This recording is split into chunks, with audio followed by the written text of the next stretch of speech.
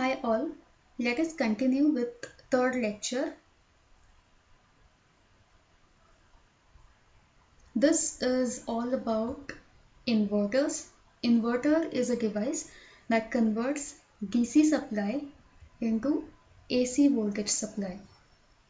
For doing this, it involves power electronic devices in this. The power electronic devices we have seen is SCR, so there will be SCR used in this inverters. There are three types of inverters: series inverters, parallel inverters, and bridge inverters that you have to study. These are some of the applications of applications of inverters. Inverters are used in speed control of AC drives, induction heating, power supplies, UPS. In all these, in high voltage DC transmission lines, in all these, it is going to convert DC supply source, DC supply voltage into AC supply voltage. So the first type of inverters we are going to study is series inverter. The basic circuit of a series inverter is shown here, which consists of a DC supply source, transistor T1, inductor L1, capacitor C1, load resistor R. And there is another thyristor or SCR here connected, which is named as T2. So there are two thyristors or SCRs used here. Now this series inverter circuit involves commutating components L1 and C1. Now what do I mean by commutating components is, commutation is to turn off an SCR or to turn off a power electronic device. So the meaning of commutation is turning off an SCR. For turning off the SCRs used in this circuit, T1 and T2, these two are the components L1 and C1, inductor and capacitor used in this circuit. And these two components, these two commutating components, since they are permanently connected in series with the load resistor R, this circuit is called as series inverter. So a series inverter is the one in which the commutating components are permanently connected in series with the load. This is called as a series inverter circuit. You can see here L1, C1 are connected in series with the load. So in series inverter, commutating components or the components used for turning off the SCR are L1, L and C, inductor and capacitor, represented as L1 and C1 here.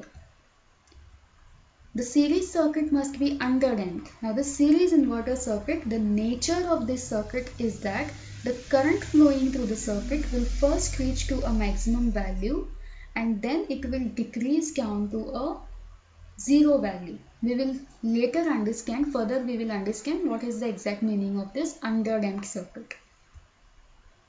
The frequency range at which these series inverter work is 200 Hz to 100 kHz. This is the frequency range at which the series inverter will work. Now to understand this circuit, I have divided the circuit into two parts. First part will consist of the DC supply source, thyristor T1, L1, C1 and the load, and the second part of the circuit explanation will consist of L1, C1, load resistor R and T2. So first I will consider only this first part. So the first part has got DC supply source, inverter, thyristor T1, L1, C1 and R1. The next part of the circuit we will take in the next slide. Now here we have seen that for turning a thyristor on, the first and foremost important condition is anode has to be given positive terminal of the supply, cathode has to be given negative terminal of the supply. So you see here supply's positive terminal is given to anode and negative is given to cathode. So this is in forward conduction mode. This is forward biased. And once the first condition is satisfied, the second condition, that is a gate triggering pulse, has to be applied here. So that gate triggering pulse we will apply here. So gate current IG1 is shown here. And this is the gate triggering pulse applied at the gate.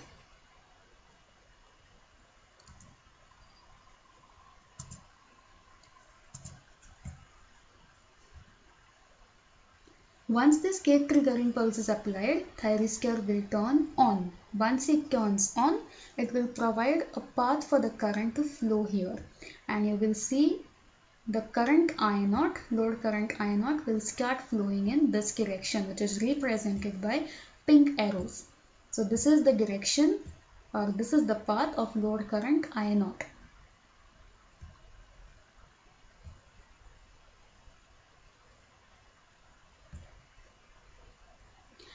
Now we have seen that this series circuit is an underdamped circuit, which means that the nature of this circuit is the current flowing through the circuit will first reach to a maximum value and then it will decay down to a zero value. So the current slowly starts increasing to its maximum value and then it decreases to zero value. Once the current I0 reaches to zero value, that is the condition required for SCR to turn off. So once the current I0 reaches at this instant A, where I0 becomes equal to 0, thyristor T1 will turn off. And then it will require some time here to recover itself. So since current I0 is flowing in this direction, capacitors, this upper plate will become positively charged, lower plate will become negatively charged. And the voltage coming across the load R1 will be given as V0. So this is what happens during this time period when a gate triggering pulse is applied to T1 and T1 is turned on. Current reaches to its maximum value, decays down to 0. At instant A, when it decays down to 0, thyristor T1 is turned off. So this is how thyristor T1 is commutated. It is turned off.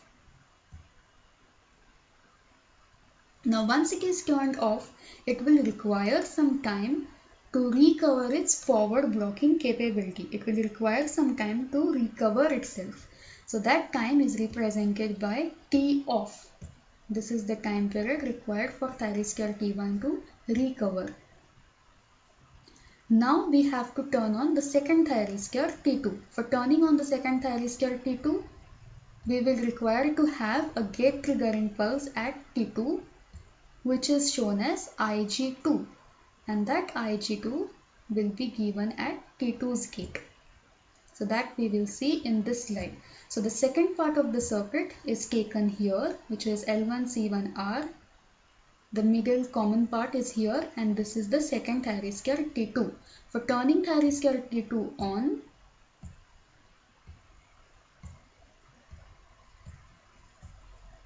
this is what we have seen in the first part. For thyristor T2 to get turned on, we will apply a gate triggering pulse at instant B. So at instant B, thyristor T2 gets turned on. And what happens here is, earlier capacitor C1 had got charged with positive polarity at upper plate, negative polarity at the lower plate. Now it will start discharging, and once it discharges, current will start flowing in this direction. So this is your current I0 flowing in this direction. And since this is the series inverter, it is underdamped circuit. Its nature is that current once flows, it reaches to maximum value and then decays down to 0. So current will first it will reach to maximum value and then it will decay down to 0.